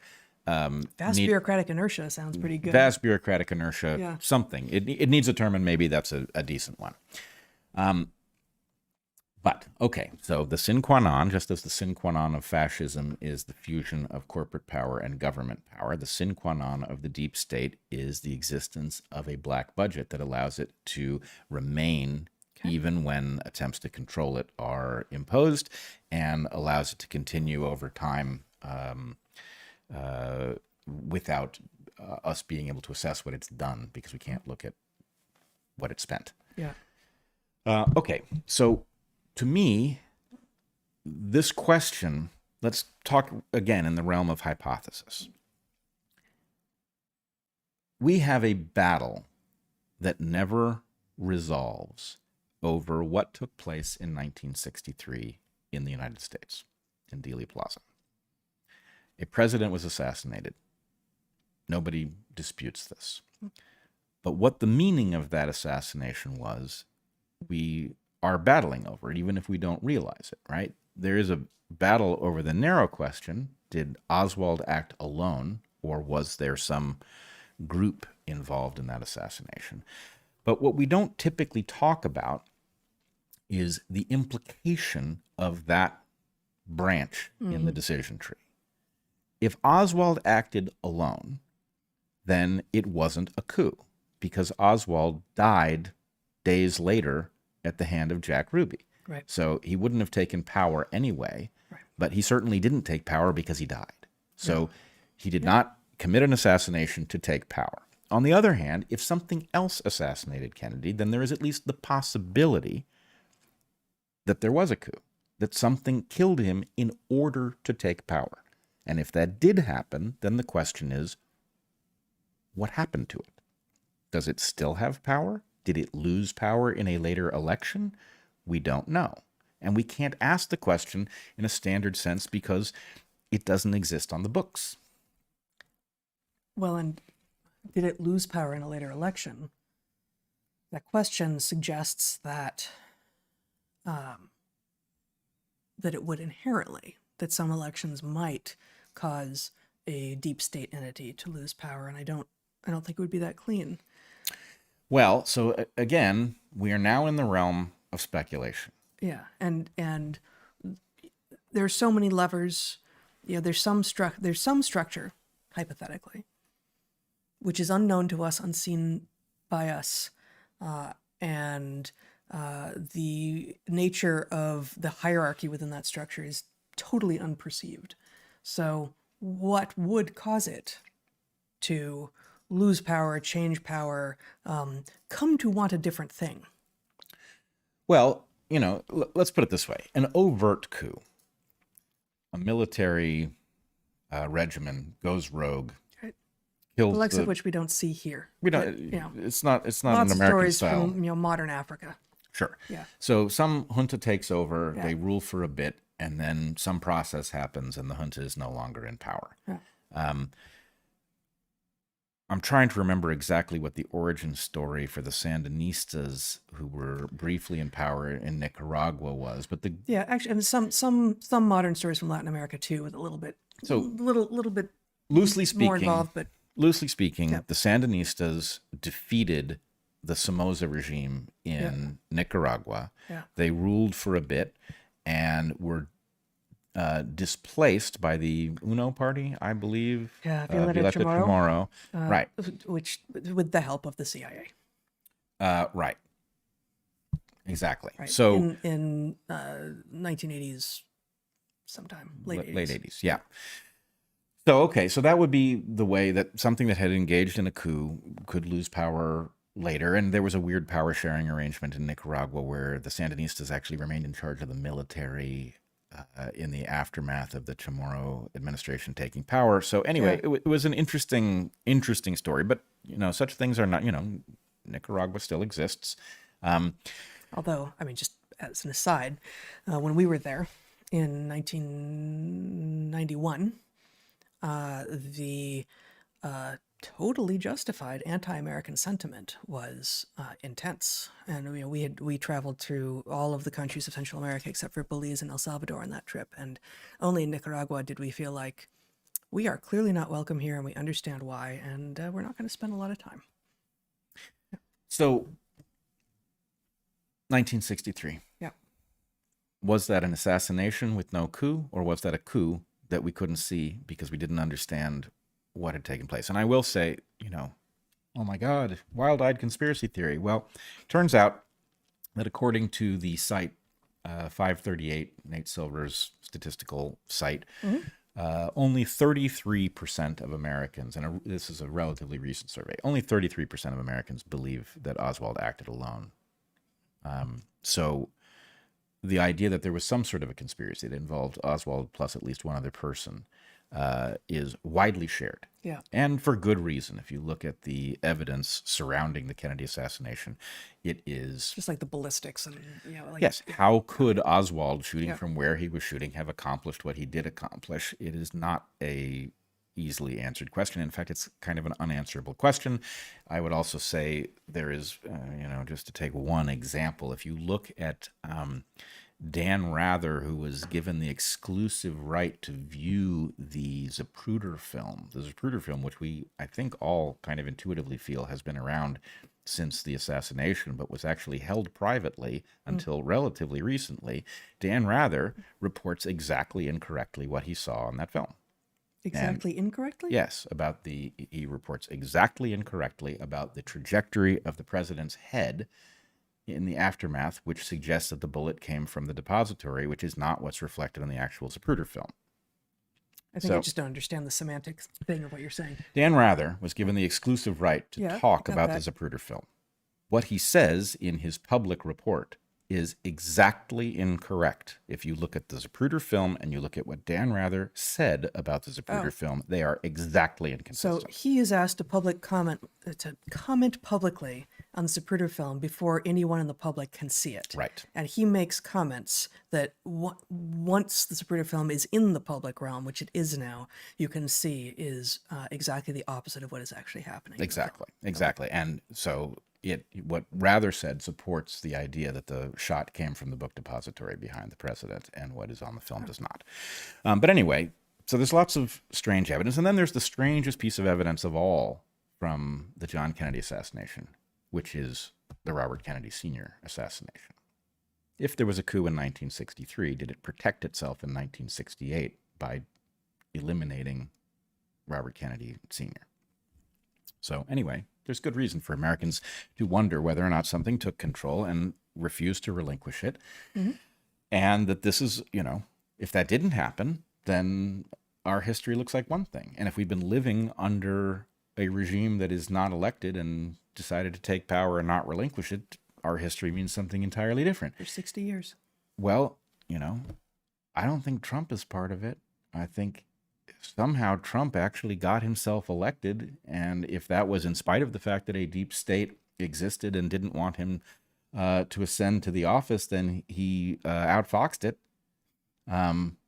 which is pretty interesting, and it would explain a lot of what has happened in the aftermath, right? That, oh my God, the deep state has lost its power, but of course, because it's a deep state, and the fact that a president is antagonistic to it doesn't mean that the president can shut it down because it doesn't have a phone number, right? So anyway, that would explain a lot of what we've seen there. And in any case, it's just simply something that we need to wrap our minds around. Our history could mean one of two things, depending upon what happened in 1963, and we don't know.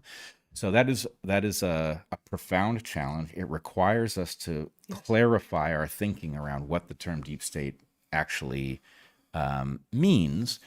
And I guess I would connect it to one other thread, an important thread that has bubbled up in the public conversation of late, which has to do with Biden family corruption, specifically surrounding Hunter. And, the defense that has always been made is, well, that's Hunter, that's not Joe.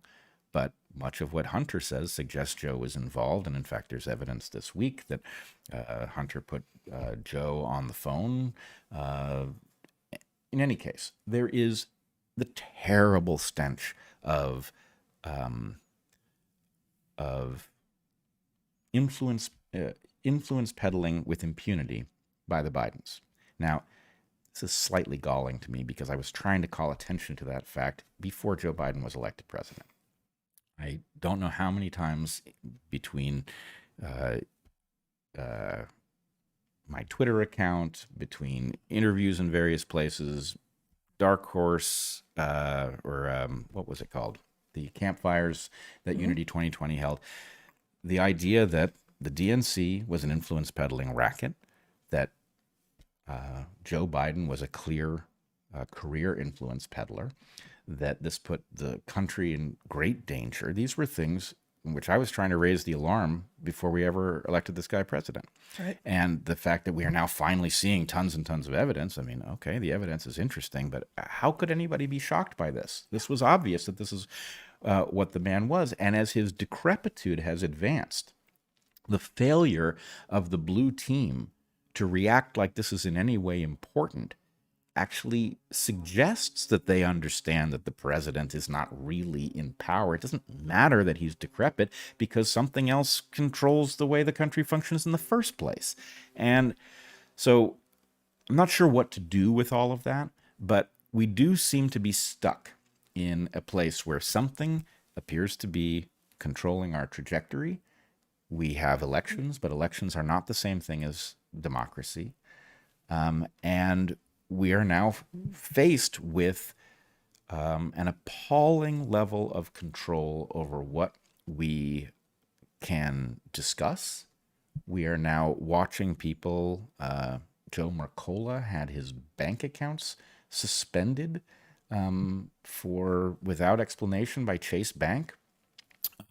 This is he reports, Dr. Mercola, yeah. Yeah, he reports that this has happened, and between the insane overreach, punishing people who speak out of turn, the IRS showing up at Matt Taibbi's door in the immediate aftermath of Twitter Files revelations, the number of off-brand forms of control and coercion that are being used to prevent those who would still engage in journalism, those who would engage in science, those who would engage in medicine, any of these things. It's obvious that it's happening. And what the connection between all these things is, admittedly, I don't know.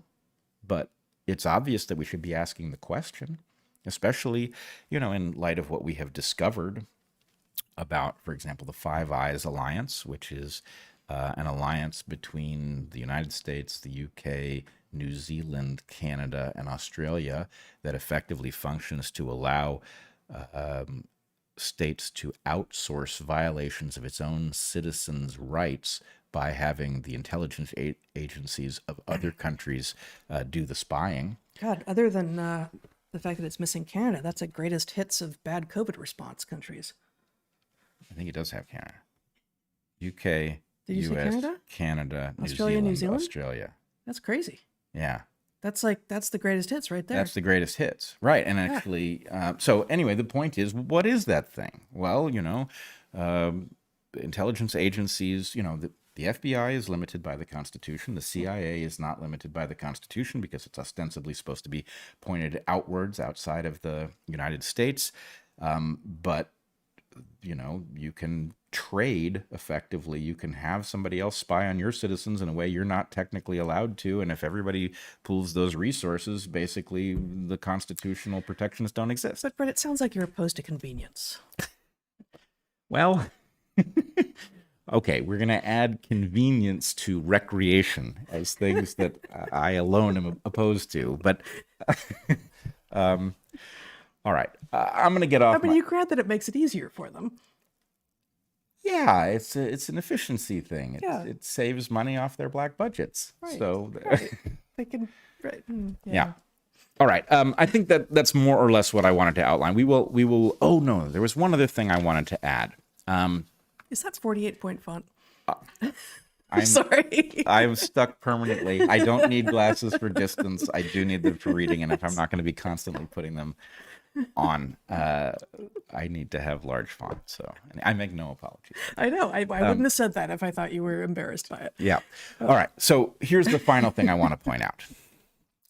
We have a terrible corruption problem, right? Those of us who have thought deeply about it call it capture for a reason, because it's not an adjustment to policy based on a certain amount of resources flowing in the wrong direction. It is actually the commandeering of agencies and institutions and the repurposing of them, often in the exact inverse direction that they are supposed to be pointed.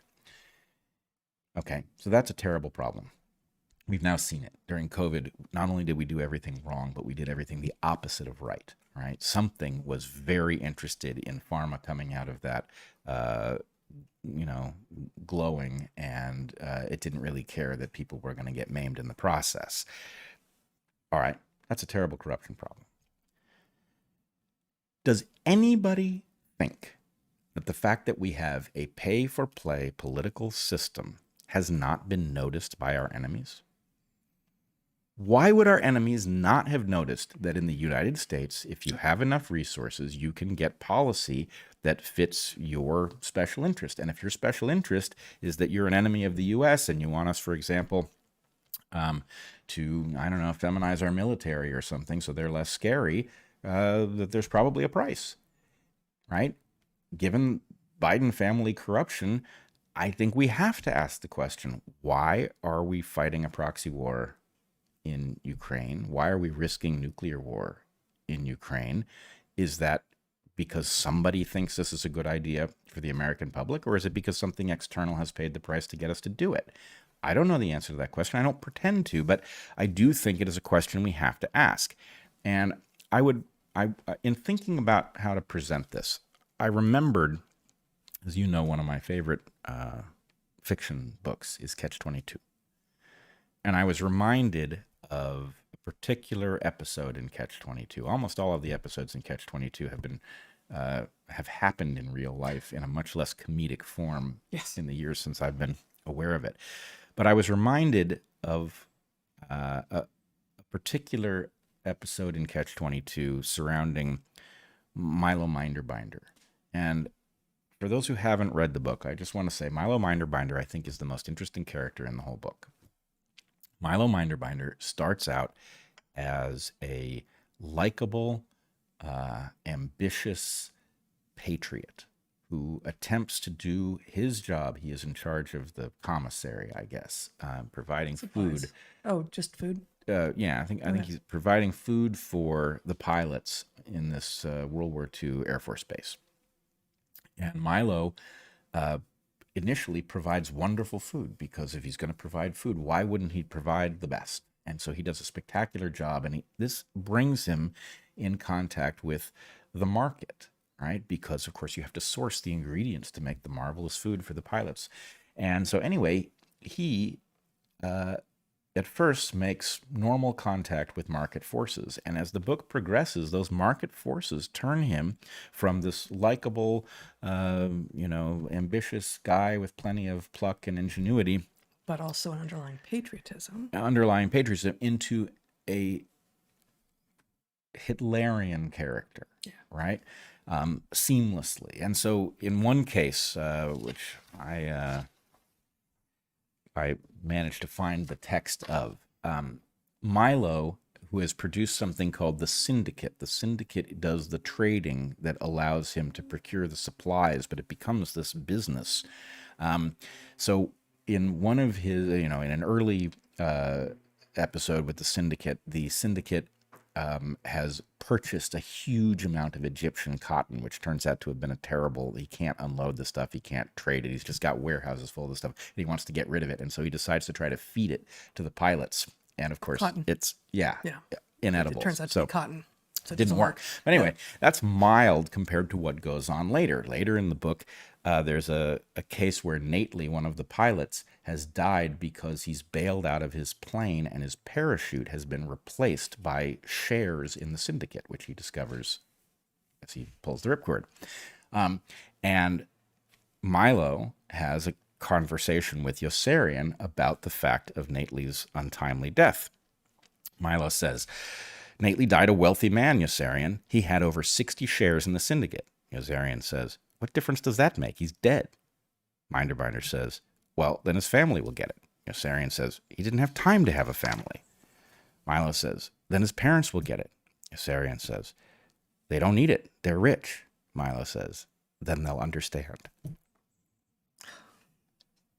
So, anyway, he becomes this evil character. In one of the episodes, Milo contracts with the Nazis to bomb his own base. Right? Now, this is a mind-bending problem, because what Milo does is he reasons that the Germans are going to bomb the base. Anyway, they're going to do it, and people are going to get killed. Yeah. And Milo can bomb the base as a contractual matter, and he can make sure that nobody gets hurt. It's like, we're going to do it for you. Right. And you're going to pay us. Right. And so... we'll do your work for you. Right. And so my point is, the market has a mind-bending logic. Not all of the logic is tolerable, right? You can make a defense of Milo Minderbinder bombing his own base, because the point is the base is going to get bombed and nobody's going to get killed this way. It's a moral good. Someone was going to do it, and I did it better. Right.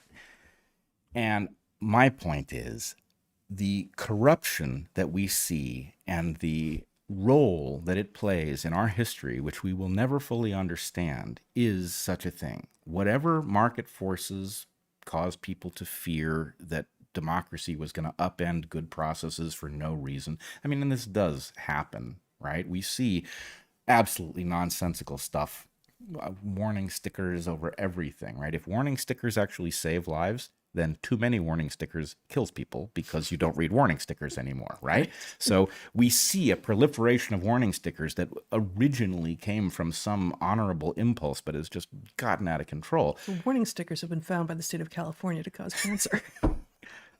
That would be good. Yes. I bet they do if you eat enough of them. Yeah. But anyway, the point is, look, there are legitimate fears to have about democracy, journalism, science, right? Good people can find themselves upended by people nitpicking them to death. On the other hand, without the processes that are capable of nitpicking people to death, we are vulnerable to something else, which is the very stuff that the founders of this country feared, right? Unbridled power in the hands of something like a monarch, descents into tyranny of all kinds. And so, in any case, we're going to have to address the question of the deep state. Does it exist? What is it made of? And how can we remove it so we can go back to the frightening prospect of democracy? Let's figure it out. All right. That on the next episode of Dark. Oh, really? Okay. You promised big, man. Yeah.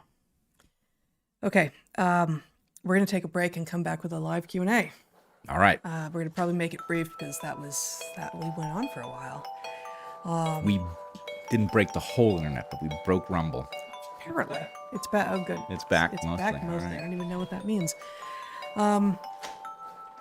So check out Natural Selections, where I read from a lot of You Go Girl this week, which I posted yesterday. We've got DarkHorseStore.org, where you can get a variety of awesome merchandise printed right here in the United States by this lovely couple right here in the middle of the country. We've got PSYOP until proven otherwise, and Pfizer, the breakthroughs never stop, various other things. You can, of course, get a Hunter-Gatherer's Guide to the 21st Century anywhere that you can find books, and signed copies are available at Darvel's, which is right here in the San Juan Islands, and you can order them online. And we've got our monthly private Q&A coming up this Sunday at 11 a.m. For one more month, we're going to be doing that at my Patreon. And as soon, by the end of the day, dog is groaning in the background. It's like, not Patreon again. I feel the same way about it since they threw Carl Benjamin off. I know. The Labrador and the Carl Benjamin are on the same team, apparently. But this Sunday at 11 a.m. Pacific, we're going to be doing our 2-hour private Q&A. You can join us there by coming to my Patreon. And before the end of the day, I will have up there as well the ability for people to ask questions at the $11 tier for that private Q&A. And then we're going to be moving those conversations to locals starting next month. We haven't figured out all the details, but that will be happening there. And of course, you can be watching the chat on locals as well with the watch party, or be participating in the watch party there.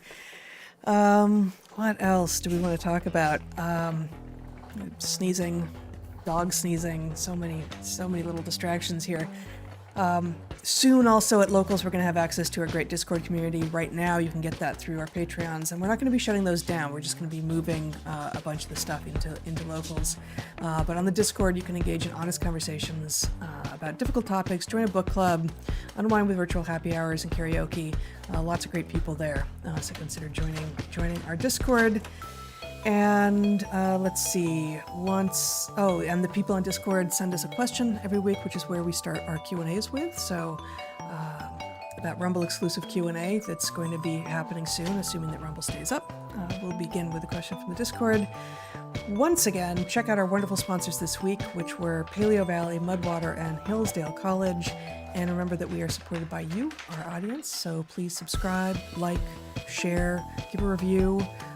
Anywhere that reviews are found. I don't know, probably not like Craigslist, but I guess there are a lot of places reviews are found that you probably won't find us, but anywhere you find us. Craigslist, we see what we get for it. We're not selling the podcast, are we? It is used. Previously enjoyed. Yes.